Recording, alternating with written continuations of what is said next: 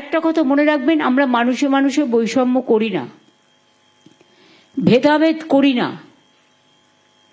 এই রাজ্যে সবার সমান অধিকার। আমি জানি অনেক রাজবংশী লোকেদের নোটিশ পাঠানো হয়েছিল আসাম থেকে, এবং আমরা সেটা নিয়ে তীব্র প্রতিবাদও করেছি। ডিটেনশন ক্যাম্পে ওখানে প্রায় 12 লক্ষ হিন্দুর নাম বাদ গিয়েছিল এবং প্রায় 7 লক্ষ মুসলিমদের নাম বাদ গিয়েছিল।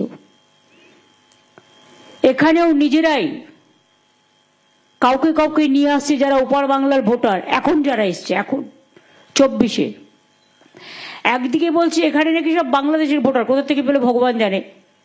বাংলাদেশ, ইন্ডিয়া, পাকিস্তান দেশ স্বাধীনতার সময় থেকেই 3টে রাষ্ট্র একটাই ভারতবর্ষে ছিল, এটা হচ্ছে ইতিহাস। দেশ স্বাধীন হওয়ার পর যার ইচ্ছে বাংলাদেশ থেকে বাংলায় এসছে, ইন্ডিয়াতে এসছে, যার ইচ্ছে পাকিস্তানে গেছে, কেউ বা গেছে ইন্ডিয়াতে। ইন্ডিয়া, পাকিস্তান, বাংলাদেশ 3টে রাষ্ট্র হয়ে গেছে। আর 1971 সালে যখন বাংলাদেশের মুক্তিযুদ্ধ হয়, তখন ইন্দিরা মুজিবুর রহমানের একটা চুক্তি হয়েছিল। তাতে বলা হয়েছিল 1971-এর মার্চ পর্যন্ত যারা এখানে এসছেন তারা প্রত্যেকে বৈধ নাগরিক।